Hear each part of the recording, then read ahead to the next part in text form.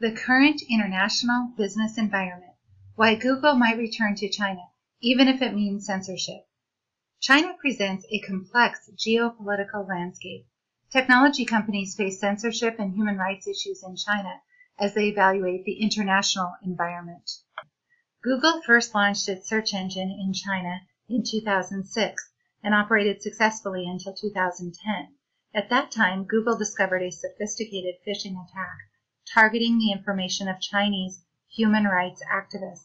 The attack prompted Google to switch gears and move toward offering an uncensored version of its search engine based in Hong Kong.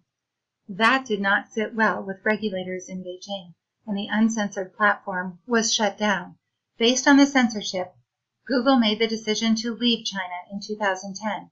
This move, approximately 9 years ago, made it an outlier, the exception to a simple rule.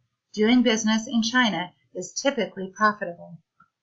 Google has found that unfortunately, symbolism doesn't contribute to earnings growth.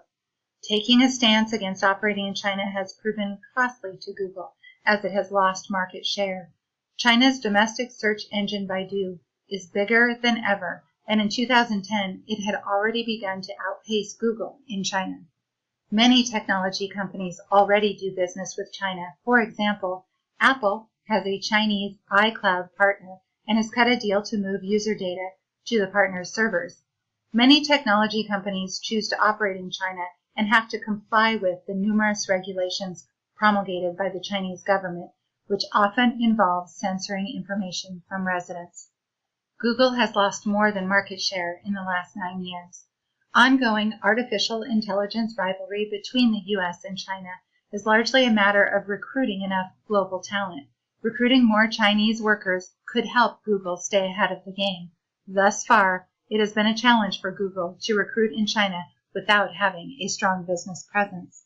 There are also geopolitical tensions to consider, especially with the ongoing tariff war between China and the U.S. China's governmental policies and their implementation are not always predictable.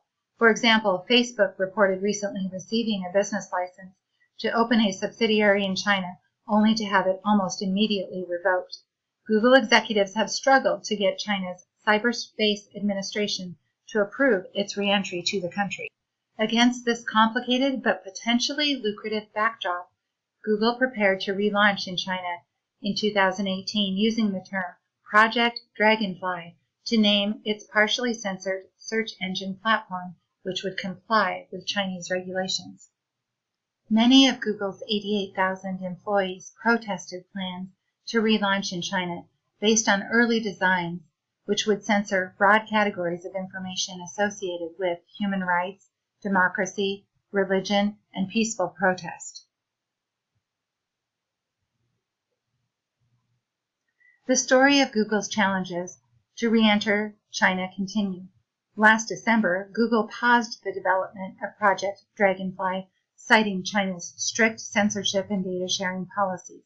Within Google, there were employee protests and internal disputes, and externally, the company faced increasing political pressure. Less than 2 months ago, in July 2019, Google reportedly confirmed termination of Project Dragonfly. Reports indicate that the company is seeking new approaches to China's search engine development. What's next? A search engine launch is just one of many ways in which Google could be, or already is, moving further into the Chinese market. Since the 2010 pullout, the company has continued to sell ads in China, and more recently has launched apps and has invested in artificial intelligence research in Beijing. In June last year, Google also invested $550 million in China's second largest e-commerce company, JD.com. JD has begun listing approximately 500 products on Google Express. This may represent a huge opportunity in e-commerce in China for Google. Amazon has yet to crack the Chinese market. JD, with which Google is currently working closely and has partnered, has the second largest e-commerce market share, which positions Google well for future growth. Whether Project Dragonfly is dead completely or will be reborn in e-commerce or a related venture remains to be seen. What we know, however, is that global cross-border e-commerce is projected to generate more than $1 trillion in sales for retailers by 2021.